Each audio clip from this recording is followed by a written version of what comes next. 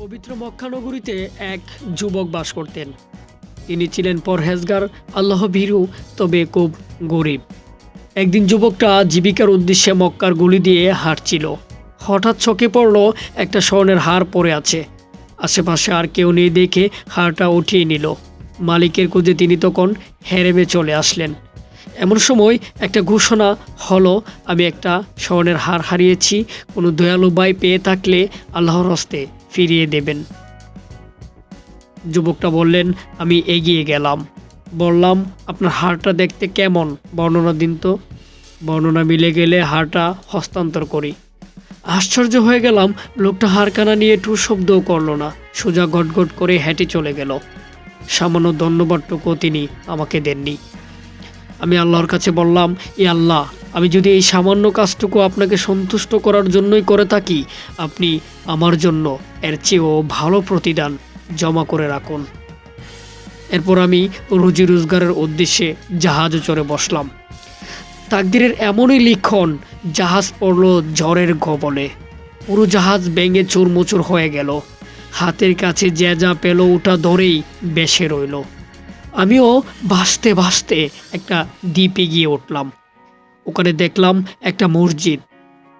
মন খুশি হয়ে উঠল। মসজিদে গিয়ে নামাজ আদায় করলাম। আমার তো যাওয়ার আপাতত কোনো জায়গা নেই, তাই মসজিদে একটা কোরআন শরীফ পেলাম। তখন সেই কোরআন শরীফ বসে বসে ওটাই তেলাওয়াত করতে শুরু করলাম। আমাকে কোরআন কানা পড়তে দেখে সবাই আমাকে চারপাশ থেকে ঘিরে ধরলো। অবাক হয়ে প্রশ্ন করলো, আপনি কোরআন পড়তে পারেন? আমি উত্তরে বললাম, জি পারি। তারা বলল, আমাদের কাছে এই কোরআনে কারিম অনেক দিন ধরে পড়ে আছে, আমরা ওটা পড়তে পারি না। আমরা এটাকে পরম যত্নে রেখে দিয়েছি। এক নাবিকের কাছ থেকে আমরা ওটা কিনেছিলাম। আমাদের এই দ্বীপে আগে একজন ছিলেন, তিনি এই কোরআন পড়তে পারতেন। ঠিকঠাক করা ছিল তিনি সবাইকে কোরআন শিক্ষা দেবেন। এরপর তিনি হজে গেলেন আর ফিরে আসেননি। এখন আপনি আমাদেরকে, আমাদের সন্তানদেরকে কোরআন শিক্ষা দিন। আমি দ্বীপের বাচ্চাদেরকে কোরআনে কারিম শিক্ষা দিতে লাগলাম। তাদেরকে অন্যান্য লেখাপড়াও শেখাতে থাকলাম। কিছুদিন পর এলাকার মুরব্বীরা বললেন, আমাদের এলাকায় একজন ইয়াতিম মেয়ে আছে, সর্বগুণে গুণান্বিতা, আপনি কি তাকে বিয়ে করতে রাজি হবেন? তখন আমি উত্তরে, কোনো আপত্তি? আমি বললাম, আমার কোনো আপত্তি নেই। তখন আমাদের বিয়ে হয়ে গেল। বাসর রাত্রে স্ত্রীর সাথে আমার প্রথম দেখা। আমি তাকে দেখে আশ্চর্যবোধ হয়ে গেলাম। দেখলাম তার গলায় মক্কায় কুড়িয়ে পাওয়া সেই হার ঝুলছে। জানতে চাইলাম, এই হার তোমার কাছে কিভাবে এলো?